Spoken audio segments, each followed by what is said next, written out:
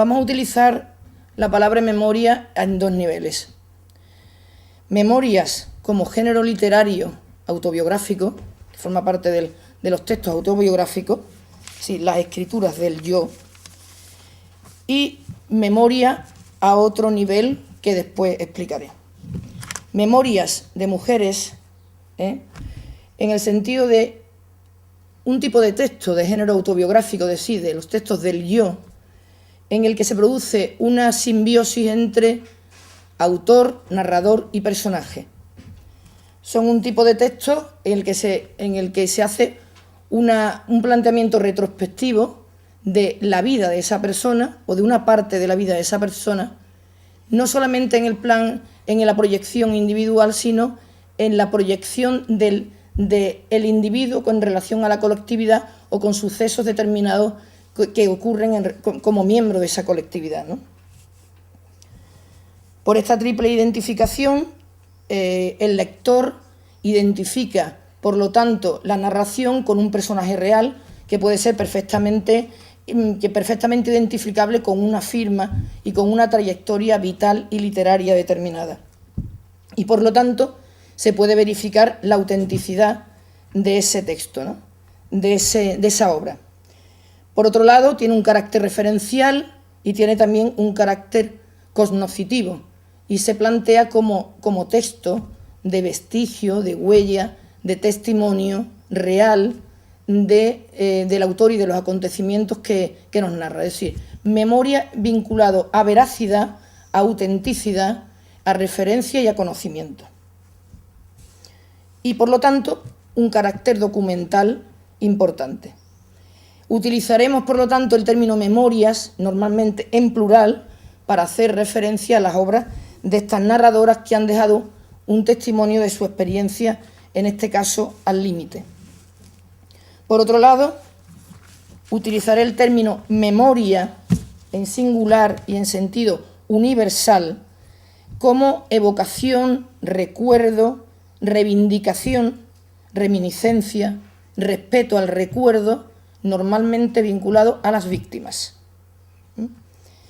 Sistema totalitario, también intentaré fijarlo. Partimos en principio de un sistema autoritario, es decir, un culto a la personalidad, un sistema perfectamente jerarquizado, el sentido del líder es fundamental, no se plantea la crítica a la personalidad, ni a la actitud, ni a la conducta del líder, es decir, una sociedad disciplinaria, jerarquizada, con un gran sentido del orden y de la obediencia. Pero bueno, a este nivel hay muchos sistemas autoritarios anteriores al siglo XX. ¿Qué identifica a los sistemas totalitarios del siglo XX? Pues precisamente el control de la memoria. El sistema totalitario establece la creación del terror como instrumento,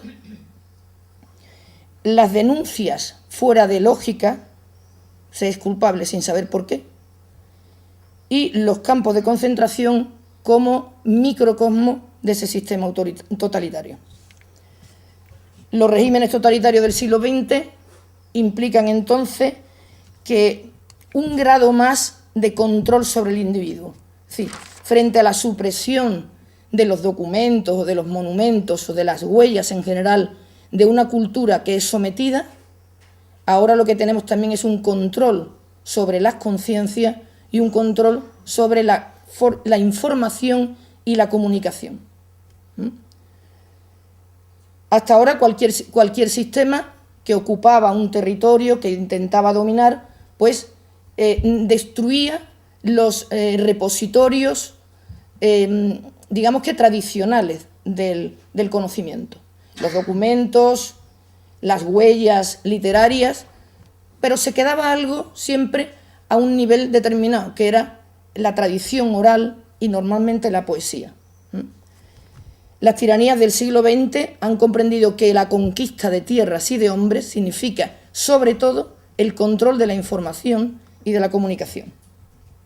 La apropiación, por lo tanto, de la memoria, que significa el control absoluto y terminar con todos los vestigios. A partir de ese momento, de lo que se trata es de maquillar, transformar todos los datos que se tienen del periodo anterior y, por lo tanto, el control sobre la historia y el reajuste de la historia. Los cadáveres de los campos de concentración son quemados para dispersar las cenizas. Las fotografías son manipuladas. Con los regímenes totalitarios se concibe que el control de la información es una prioridad esencial y, por lo tanto, los enemigos de ese sistema totalitario, el primer combate o el objetivo fundamental del combate es precisamente desvelar la verdad. Por lo tanto, en los campos de concentración, la primera meta de los prisioneros en el campo de concentración es intentar entender qué es el sistema concentracionario, cómo funciona el campo de concentración. Y después de eso, algo mucho más importante, informar al mundo de lo que está ocurriendo. ¿Y por qué está ocurriendo? Porque solamente se pueden salvar vidas a través de esa información. Desde entonces se comprende que la memoria ha revestido un papel importante a los ojos de los enemigos del totalitarismo y se entiende como principal combate de ese sistema precisamente el decir lo que está ocurriendo, el informar y buscar la veracidad, la autenticidad, la verdad. Por lo tanto, la finalidad de la gente que vivió, de los que fueron prisioneros, los que tuvieron el cautiverio durante tantísimos años y sufrieron el control de ese sistema totalitario, es contarlo. Y en esa posición se van a ver precisamente las memorias de las mujeres que vamos a traer a colación. Una vez aclarado los términos en los que se plantea esta comunicación, quiero que hagáis un esfuerzo para acercaros a cuál era la coyuntura política, económica y social que desvela la Segunda Guerra Mundial.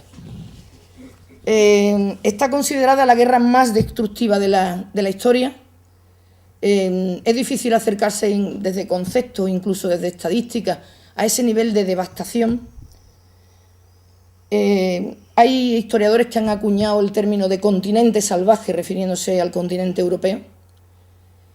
Y ni siquiera los datos por países nos pueden dar idea de esa absoluta desolación de un continente completo, ¿no? En pocos años, montones de ciudades europeas van a quedar completamente destruidas, arrasadas. Se llega a una situación extrema, tierras de labor devastadas, inundadas, en sequía, se abandonan campos, la red industrial se queda completamente destrozada, los sistemas ferroviarios de transportes en general en Europa al 60 o al 70% están completamente destrozados. Pero lo peor de todo de ese escenario era lo que simbolizaba y era precisamente la presencia de la barbarie, el recordatorio de la capacidad de destrucción del ser humano. Hasta el punto de que Primo Levi decía que el genio de la destrucción o de la anticreación que se demostraba en Auschwitz estaba por todas partes y que era prácticamente la mística de la esterilidad, ¿sí? Por encima del estímulo de supervivencia, por encima del estímulo de botín, por encima de las exigencias propias de la guerra, era la ausencia más absoluta, la pérdida más profunda y la infertilidad y la desolación. Y una vez entrado ya en este contexto tan tremendo, tan desgarrador, pues voy a empezar a acercarme un poco a esas memorias de mujeres. Me vais a permitir una licencia, porque aunque he hablado de memorias, voy a empezar precisamente con una obra que no es una memoria. De esta autora, Irene Nemirovsky. os recomiendo encarecidamente su novela Suite francesa, y me he permitido esa licencia por dos cuestiones. Primero, porque Suite francesa tiene un gran componente autobiográfico. Ella es testigo de los acontecimientos que está narrando. Se escribe prácticamente al momento en que está sucediendo, porque ella lo que cuenta es precisamente la ocupación de París. A partir de ahí va a ser el gobierno de Vichy, un gobierno completamente esclavo a las propuestas del Estado nazi. Pero su testimonio tiene tal peso autobiográfico, que se puede considerar casi en paralelo a las memorias al diario de Ana Frank. Entonces, por eso he querido presentároslo. Suite francesa cuenta ese abandono de la ciudad de París, abandono tremendo. Es una novela coral con personajes de diferentes clases sociales. Entonces nos pone en el extremo de ver, nosotros somos testigos de una galería de personajes que van corriendo de París, en el que ya se nota la descomposición moral que eso implica, el hombre al límite, el ser humano al límite, ya no se va resquebrajando la moral, no hay solidaridad, hay la búsqueda del sálvese quien pueda, el egoísmo por encima de todo, ¿no? Hay una galería de personajes ahí muy curiosos. Ella concibe Suite francesa partiendo de ese sentido un poco, mucho musical, como una sinfonía de cinco partes, manteniendo todo el mismo tono, pero solamente escribió dos partes de ella. Es decir, una obra coral, una galería de personajes que huyen. Son ya la gente, el sentido de la persecución, del exilio, de la deportación, del desgarro vital, el abandono de ciudades, el abandono de seres humanos incluso. Uno de los personajes se olvidan hasta su abuelo. Y por otro lado, me he permitido esa licencia en un doble sentido también, para demostraros el poder de la memoria en singular, la memoria esa universal como defensa, como bandera de las víctimas, porque Irene Nemirovsky era judía,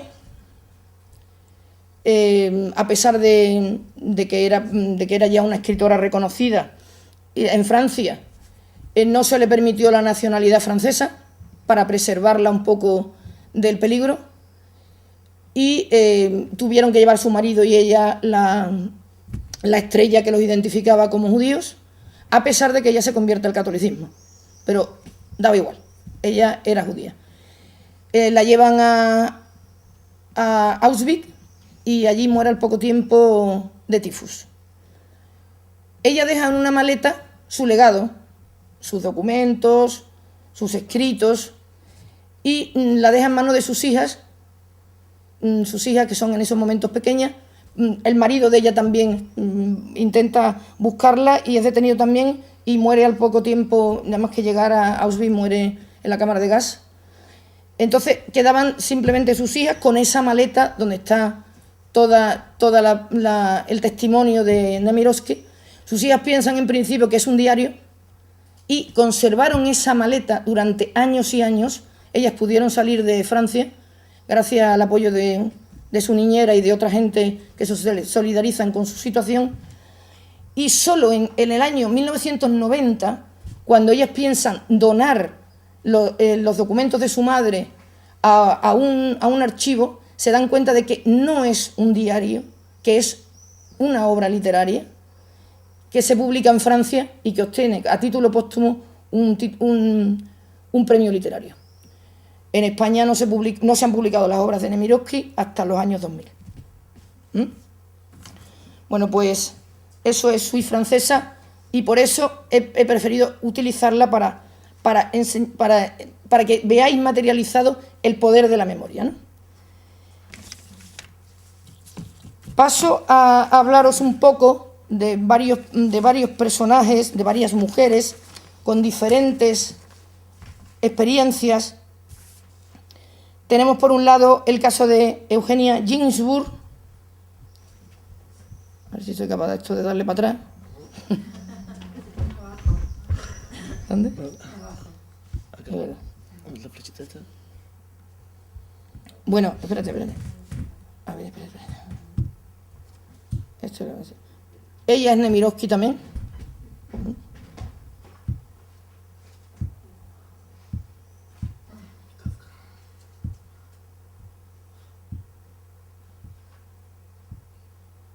A ver, ¿dónde tengo? Se me ha ido.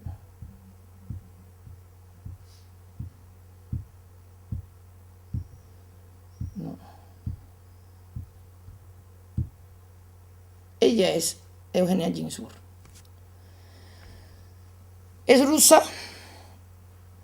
una mujer con una preparación determinada, estudió ciencias sociales en una universidad rusa, profesora de la universidad, miembro del Partido Comunista, especializada en historia del leninismo y jefe del departamento de esa misma universidad.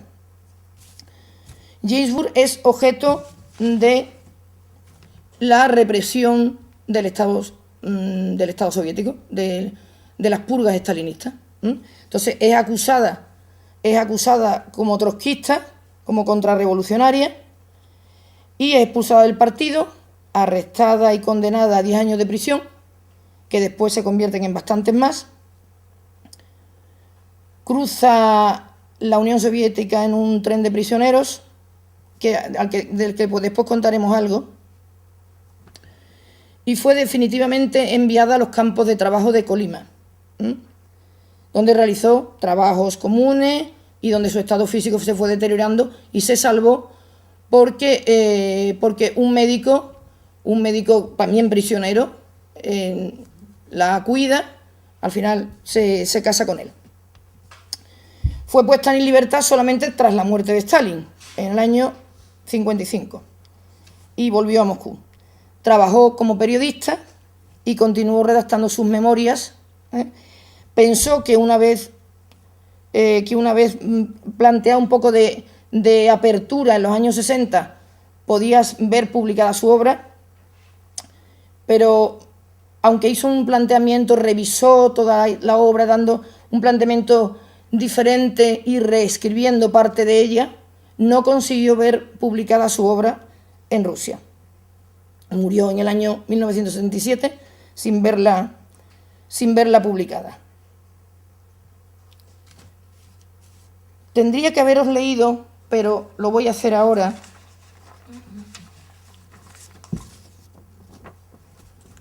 un texto pequeño para que os acerquéis a esos trenes.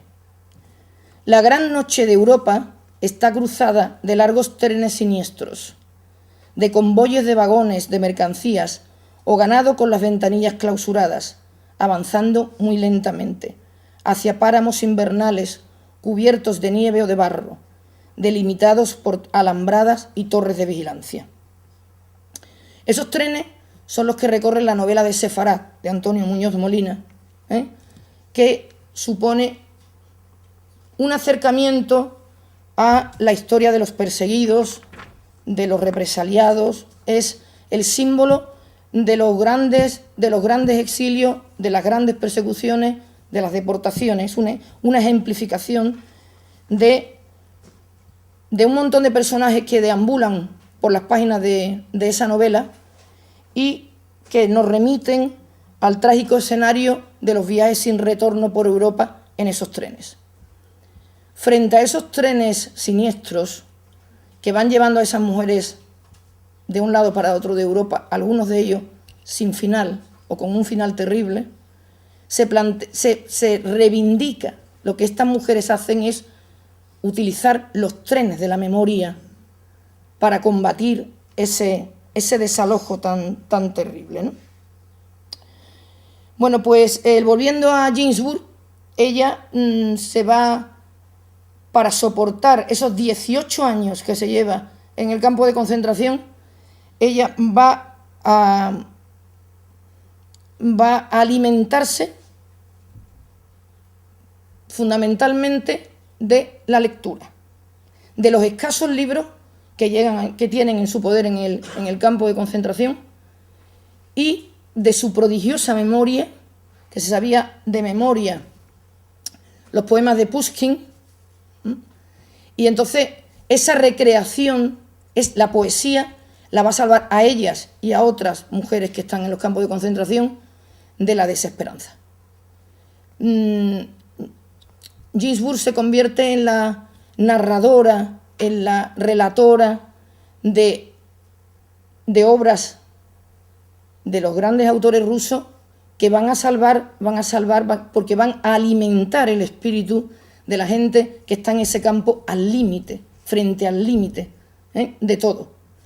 Hay una curiosa escena que ella cuenta en sus memorias, y es que cuando a ella precisamente la están llevando en ese tren a Siberia, pues empieza a contarle a sus compañeras poemas de Pushkin, en concreto la obra de Eugenio Onegin. Entonces hay un guardián que los oye y llega al vagón donde están y le dicen: está prohibido leer. Entonces ella dice: no, yo no estoy leyendo, porque ella lo tenía memorizado. Entonces él le dice: bien, si eres capaz de estar media hora relatando sin utilizar ningún libro, no tomaré represalia contra todas vosotras. Y ella consiguió estar media hora relatando a Pushkin. Esa salvación a través de la literatura, salvación a través de la búsqueda de la belleza, es una de las características de las memorias de estas mujeres. Frente a ella tenemos la mujer que ejemplifica en su experiencia los dos sistemas totalitarios. Margaret Buber-Newman es alemana, destacado miembro del Partido Comunista en la República de Weimar, activista, matrimonio primero con hijo de un filósofo judío y después con un dirigente comunista alemán que es detenido después, acusado de nuevo de falta de heterodoxia dentro de los cánones permitidos, ¿no? Y ejecutado. Ella es arrestada y enviada a un campo de concentración, en Siberia. Entonces, conoce los campos de concentración de Siberia y, tras el establecimiento del pacto germano-soviético, ella se la entregan los rusos a los alemanes y entonces vive el campo de concentración de Ravensbrück. Si conoce los dos campos. Su libro de memoria se llama Prisioneras de Stalin y Hitler. Y es un auténtico diagnóstico tanto de uno como de otro y de todas las experiencias de ella en ese campo. Voy a poneros a Margaret. A Kafka lo vamos a dejar para después. Ella es Margaret Buber-Newman. Ella es Margaret Buber-Newman. Bien. Padece hambre, frío, parásitos, castigos corporales. En 1948 publica su obra, que os he dicho. Apoya la declaración de otros prisioneros que están en los campos soviéticos, que precisamente están acusados de difamación, y corrobora la experiencia de esos campos. Sí, aquí tenemos lo que decíamos al principio, es decir, la búsqueda de la verdad. Hay que decir lo que ha ocurrido, hay que informar de lo que está pasando, ¿no? Ella conoce en Ravensbrück a Milena Jesenska,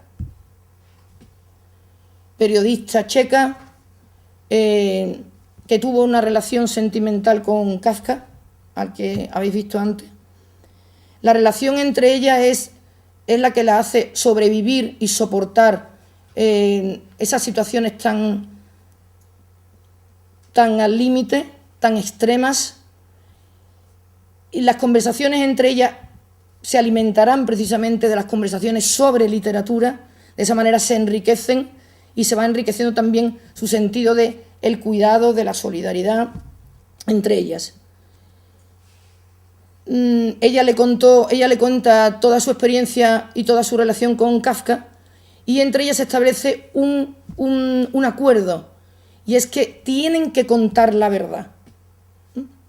Después de esa primera fase que os comentaba antes, de que hay que entender qué es aquello, hay que contar la verdad.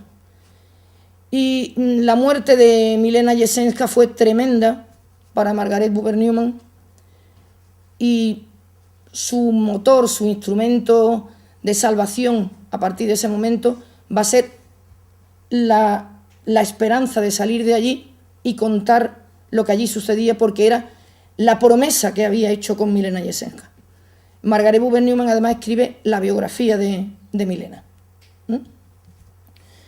Y después, bueno, pues tenemos a otras mujeres.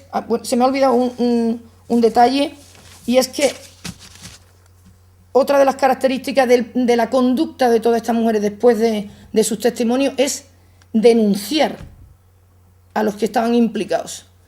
En la obra de Buber Newman, al final, cuando ya se liberan los campos, ella consigue identificar por la calle en una ciudad devastada, consigue identificar uno de los médicos que estaban en el campo, que habían enviado la cámara de gas a miles de seres humanos, y lo acusa rápidamente en el primer sitio y a partir de ahí ese médico pasó por juicio y al final fue ejecutado. Él había, aparte de mandar a la cámara de gas, había hecho algunos tratamientos, digamos, tratamientos especiales y experimentaciones con prisioneros. Esa va a ser otra de las características de la conducta vital, el compromiso personal de estas mujeres. En este mismo sentido, en este mismo nivel, tenemos el caso de Violeta Friedman. Ella es judía, nace en una región que ha estado unas veces perteneciendo a Hungría y otras veces a Rumanía. Es detenida con su familia y llevada al campo de concentración de Auschwitz con 14 años. Pierde a toda su familia, solamente quedan su hermana y ella. Y ella decía que nunca, jamás en su vida, por muchos años que pueda llegar a vivir, olvidaré aquella primera noche. La primera noche en la que llega al campo de Auschwitz. Sus memorias, que fueron publicadas con la ayuda de la supervisión y la ayuda de Ángeles Caso, son realmente desoladoras, ¿no? Habla precisamente del campo de Auschwitz y de las experimentaciones que allí realizó el doctor Mengele, que es bien conocido.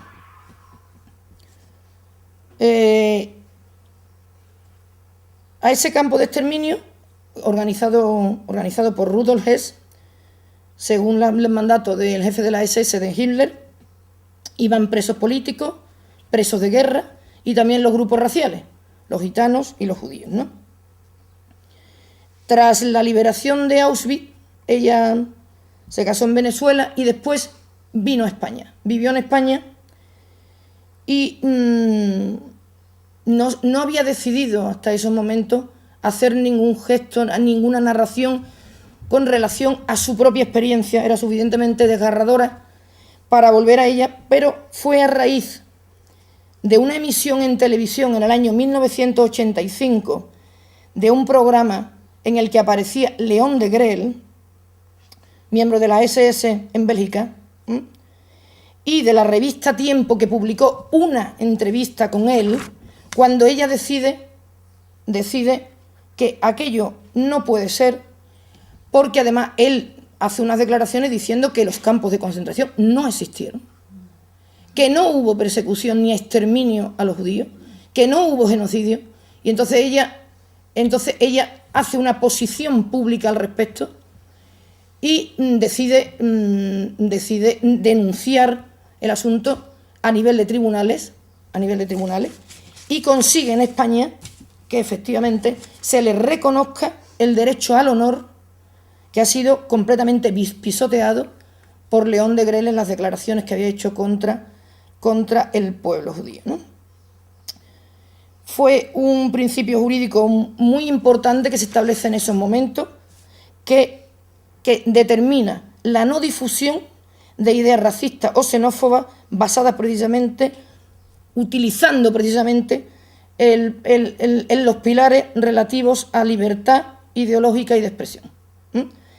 Ella consigue esa declaración judicial en España para reivindicar la memoria de las víctimas, denunciar el Holocausto y luchar contra la intolerancia.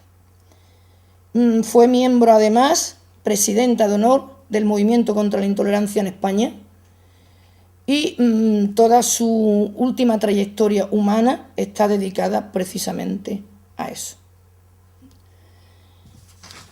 Y por traer a una española, que también las hay, por supuesto, en los campos de concentración y combatiendo al sistema totalitario, pues tenemos a Sara Berenguer, que es una luchadora. Esta también era Violeta Friedman. Esta es Sara Berenguer.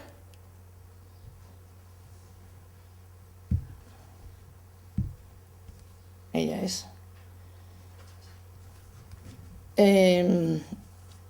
Bueno, pues Sara Berenguer es una luchadora antifascista.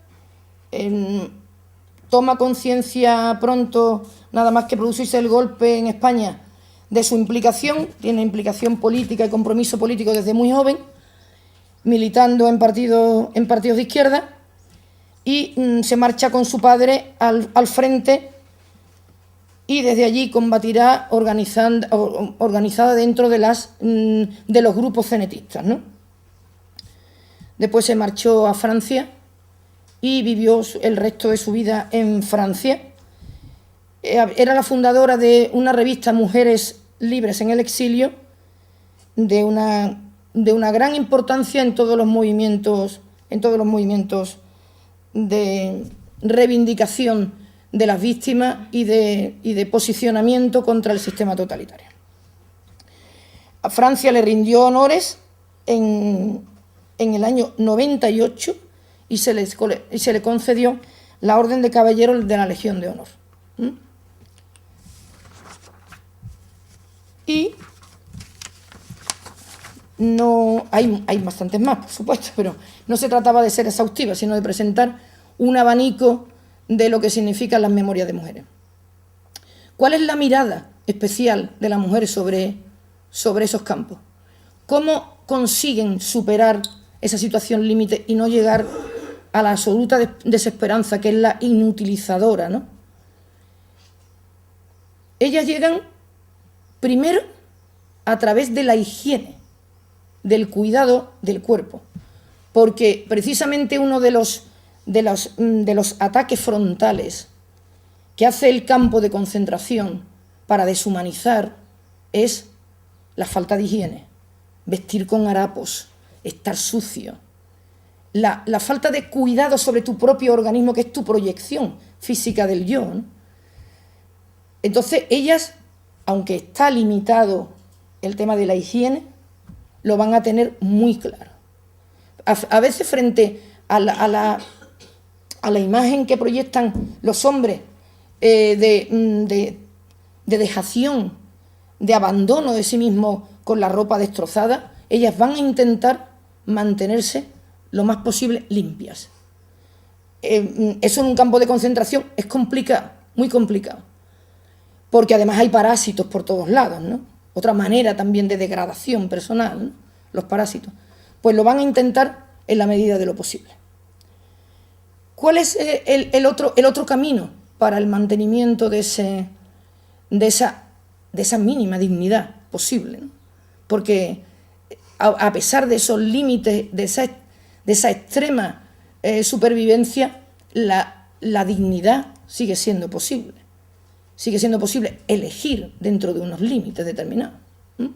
Elegir por la dignidad es simplemente decidir en momentos muy límites que se te imponen, ¿no?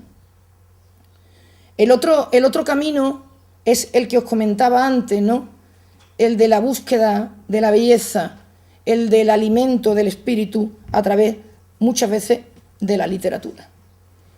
Y otro que es fundamental va a ser precisamente el cuidado. Algo que siempre se ha relacionado con las mujeres, con el sentido tradicional del cuidado, ¿no? Pues eso va a ser fundamental para la supervivencia en los campos. El cuidado entre las mujeres. Se dice, lo dicen en las que escriben la memoria, en este caso las narradoras, pero también hay etnólogas que ponen el dedo sobre la llaga, que normalmente en los campos de concentración masculinos se producía un embrutecimiento. Y es curioso que en campos tan cercanos de hombres y mujeres, hay campos en los que es terrible la sensación de barbarie, de antagonismo entre unos y otros, mientras que en el campo de mujeres se pretende crear un ambiente de mayor calidez, de solidaridad, de empatía, de cercanía de ser humano. Ese cuidado no va a ser un sentido de solidaridad con mayúsculas, no es la solidaridad del colectivo con el que tú te implicas, con el de que somos un grupo, que somos nosotros contra los otros. No, no es eso. Es la relación, la cálida relación de ser humano, en la que uno se enriquece, en la que uno goza también con la ayuda del otro y entonces te enriqueces tú también personalmente. Ese cuidado se va a demostrar en una serie de detalles que se cuentan en esas memorias. Por ejemplo, pues una mujer que llega al edificio donde está, los mínimos cuidados sanitarios. La mujer llega al límite del embarazo y la cuidan y la ayudan dos mujeres. Una doctora que está allí, prisionera también, y otra mujer, Fania Fenelón, que es actriz. Toda esa escena se desarrolla, hasta que ella tiene su hijo, se desarrolla en silencio. La mujer pare en silencio. Y la doctora corta el cordón umbilical con los dientes. Después de eso, el niño lo arropa, sale de allí, la madre y el niño sobrevivieron a Auschwitz. Es un detalle impresionante de ese cuidado, ¿no? Y bueno, pues esas serían más o menos las claves de esa supervivencia, ¿no? Y ya para concluir, las memorias de mujeres son una literatura testimonio con el aroma inconfundible de verdad que se ofrece como un viaje imprescindible para llegar a los rincones siniestros de la historia del siglo XX, que es imprescindible también conocer. Pero es preciso reflexionar sobre el carácter universal de lo que se nos está contando, ¿no? Y reconocer los lugares y conflictos igualmente siniestros que están aquí, en nuestros días, en la historia del siglo XX, ¿no? Es decir, perseguidos, deportados, sin hogar, represaliados, la espantosa esclavitud y la miseria en la que permanecen grandes poblaciones en este planeta, ¿no? Las memorias de mujeres, el vértigo de Ginsburg, Prisionera de Stalin y Hitler, Entre el sol y la tormenta de Sara Berenguer, significan algo mucho más allá de una colección de vidas destruidas o desoladas, que nos permiten contemplar un escenario tremendo, ¿no? Se convierten en un monumento literario que hace resplandecer la dignidad de todas las víctimas de la locura desatada en el siglo XX con el ejercicio de un poder totalitario. Y, por supuesto, no quiero olvidarme de hacer referencia a que evidentemente son todas malditas, son malditas por su acusación en esos momentos. Muchas de ellas, por supuesto, no saben por qué están acusadas. Un día se levantan y se han convertido en el insecto de Kafka, o se han convertido en el personaje del Proceso de Kafka también, No hay ningún razonamiento lógico para eso. Entonces son malditas desde ese momento.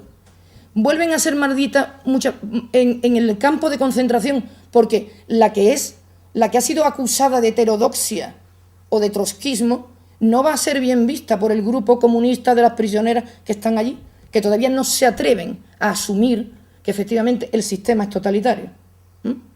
También vuelven a ser malditas allí. Y son malditas y transgresoras cuando salen porque van a contar la verdad. A través de un desgarro y haciendo un ejercicio de combate contra el olvido que por otra parte es completamente terapéutico y sanador, ¿no?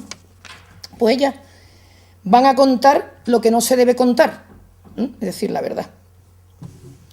Y en ese ejercicio de verdad asumen también que tienen un legado, que tienen una responsabilidad con las víctimas. Entonces, ellas lo van a contar porque otros no los pueden, porque otras personas no lo pueden contar. Entonces, ahí está su misión, su testimonio de veracidad y su documento vital. Voy a terminar con un poema de Anna Akhmatova, poeta rusa, gran poeta rusa, que vivió también las represalias del Gulag. Escribe en el libro de poemas, se llama Requiem, que es un monumento absoluto precisamente a la represión vivida por el sistema totalitario estalinista, y ella toma eso que estábamos hablando antes, ¿no? Toma el testigo, toma el legado, toma la personificación de ser un ejemplo para contar lo que ocurre. Es prácticamente prosa, al estar traducido es prosa, y dice así, el de la obra Requiem, y dice, en vez de prólogo, donde está poniendo de manifiesto cuáles son los motores que la llevan a escribir Requiem.